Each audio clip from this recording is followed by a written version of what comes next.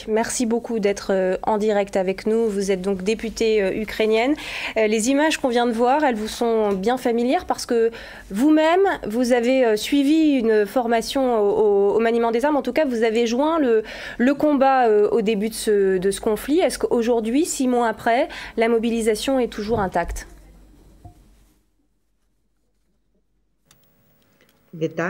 Je vous salue, je vous remercie de m'avoir invité.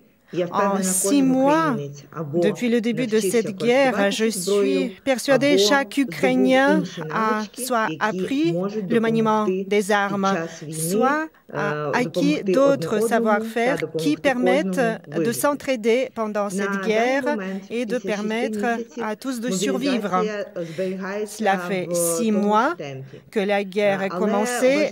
La mobilisation reste aussi active qu'avant. Poutine ne s'attendait pas à ce qu'il ait à combattre non seulement les forces armées ukrainiennes, mais tous les Ukrainiens. Vous avez vous-même montré les femmes ukrainiennes. Elles ne sont pas militaires, mais ces femmes ont compris qu'à un moment donné, il faudrait qu'elles défendent leur patrie et c'est elles qui ont décidé de prendre les armes et de devenir combattantes pour aider les soldats ukrainiens. Et ceci est un pas important. C'est aussi un privilège pour les femmes ukrainiennes de choisir elles-mêmes comment elles peuvent servir au mieux leur pays. Soit travailler et payer les impôts, soit aller dans un autre pays pour sauvegarder la vie de ses enfants et sa vie, soit aller au front, s'entraîner et pouvoir combattre.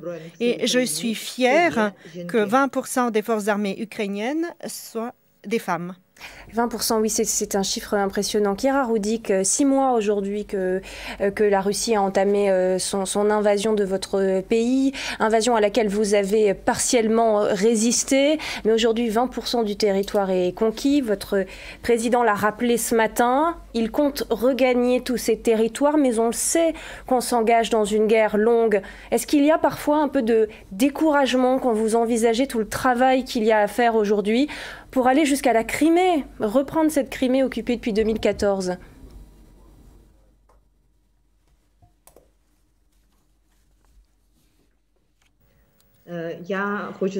Moi, je tiens à persuader tous qu'aujourd'hui, après 180 jours de guerre, nous gardons tout notre courage et tout notre entrain dans le combat.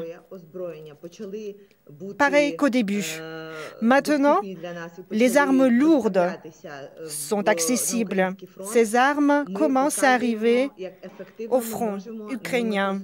Et nous montrons comment on peut manier ces armes de manière très efficace et comment nous pouvons repousser les troupes russes. Je suis persuadée que nous allons remporter la victoire dans cette guerre car nous n'agressons personne. Nous nous défendons. Nous combattons pour notre territoire, pour notre patrie et pour avoir la possibilité de vivre chez nous, dans notre pays, dans notre patrie. Ce droit nous est garanti par tous les accords internationaux de pouvoir garder la souveraineté du pays sans que le pays soit agressé par son voisin. Ce que l'Ukraine défend aujourd'hui, ce n'est pas seulement l'indépendance ukrainienne sur notre territoire, mais nous représentons un bouclier pour l'Europe tout entière, pour le continent tout entier.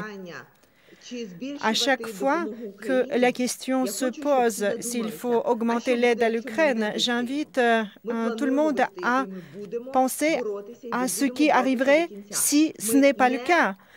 Nous prévoyons bien de nous battre jusqu'au bout. Nous ne rendrons pas nos territoires. Nous n'allons pas conclure des accords de paix sur les conditions russes. Il est important que tous les soldats russes quittent le territoire ukrainien. Vous montrez la façon dont nous célébrons aujourd'hui le jour de l'indépendance. à Kiev. Vous savez, Poutine avait promis dès les premiers jours de la guerre de faire défiler le matériel militaire russe sur l'avenue principale à Kiev. Eh bien, 6 mois après, vous voyez le matériel militaire russe détruit sur l'avenue principale de Kiev pour que tout le monde, les adultes et les enfants, puissent le voir et que tout le monde comprenne qu'il n'est pas autorisé d'agresser l'Ukraine et nous allons nous défendre. Et je suis heureuse que nous soyons tous en vie, que nous puissions célébrer ce jour de l'indépendance aujourd'hui. Il y a bien sûr beaucoup de motifs d'inquiétude pour votre pays, mais il y a la centrale de Zaporijia qui, bien sûr, cristallise une partie de ces craintes, aujourd'hui cible de bombardement. Votre pays et la Russie se renvoient systématiquement la responsabilité de ces frappes. Est-ce que vous nous confirmez aujourd'hui que l'Ukraine ne frappe pas les environs de la centrale? Et deuxièmement, est-ce qu'il faut parler avec Vladimir Poutine, comme le fait le président français Emmanuel Macron, pour tenter de trouver une issue à ce problème? Est-ce que vous approuvez la reprise de ces discussions directes entre les deux chefs d'État?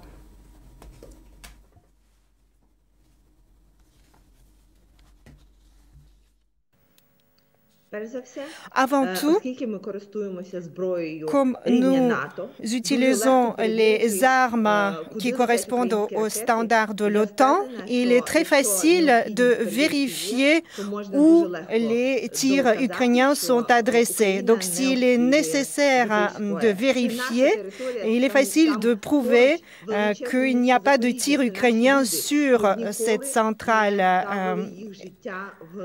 de Zaporijia, car il s'agit de nos Ukrainiens et de nos territoires. Nous ne mettons pas leur vie en péril, tandis que Poutine joue avec le feu constamment. Tout tir sur le territoire de la plus grande centrale nucléaire d'Europe sont, au sens propre du terme, des jeux avec le feu.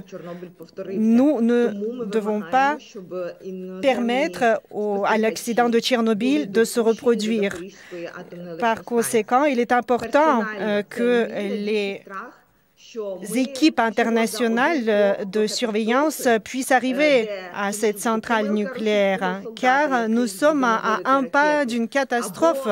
Soit un soldat russe peut se tromper en tirant, soit il peut y avoir un autre accident imprévu sur cette centrale nucléaire, ce qui mènerait à une tragédie mondiale infiniment plus grave que l'accident de Tchernobyl.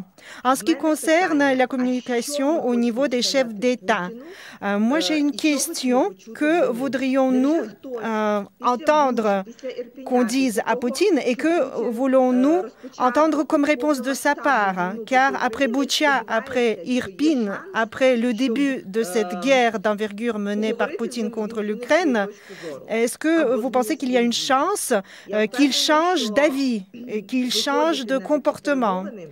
Je suis persuadée que si les pourparlers sont entamés, il faut que ce soit de position de force, avec les garanties de sécurité pour l'Ukraine. Car qu'est-ce qui adviendra si Poutine viole sa propre parole? Aujourd'hui, il n'y a aucun leader du monde qui pourrait dire que si Poutine ne respecte pas sa parole, eh bien, nous allons nous joindre à ceux qui combattent. Non. Vous savez que Poutine a cette stratégie de ne jamais respecter les accords, de ne pas respecter les règles et les lois internationales, mais de faire ce qu'il envisage de faire, c'est-à-dire de rebâtir un empire russe. Et dans ces conditions-là, je ne peux pas imaginer quel pourrait être le résultat de telles négociations. À quoi voudrions-nous arriver par les négociations? Nous, les Ukrainiens, nous avons une position ferme. Nous voulons que les militaires russes quittent le territoire ukrainien entièrement. Nous avons déjà perdu tellement de vies et de civils qui ne combattaient pas, mais qui sont morts parce que Poutine a lancé la guerre contre nous.